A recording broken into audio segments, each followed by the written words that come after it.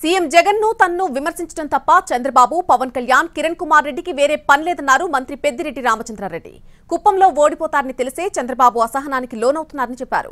14 ఏళ్లు ముఖ్యమంత్రిగా ఉండి చంద్రబాబు కుప్పంకు చేసిందేమీ లేదన్నారు పెద్దిరెడ్డి. హంద్రినీవా కాల్వ పూర్తి చేసి కుప్పానికి నీరు అందిస్తే దానిపై కూడా విమర్శలు చేస్తున్నారని మండిపడ్డారు. మాట్లాడుతూ ఉంటే మాకేం ఇబ్బంది లేదు, ప్రజలు దీనంతా కూడా గమనిస్తూ ఉన్నారు.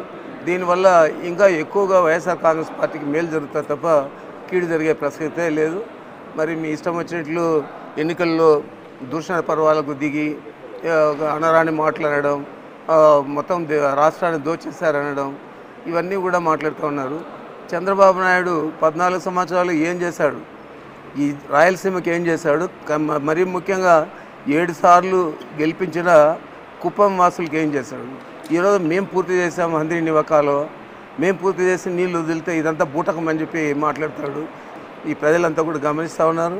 తప్పకుండా 4వ తేదీ తర్వాత, జూన్ 4వ తేదీ తర్వాత ఏదైతే రిజల్ట్ వస్తుందో అదే ప్రజలు మీకు బుద్ధి చెప్పే పరిస్థితి అని చెప్పి మీకు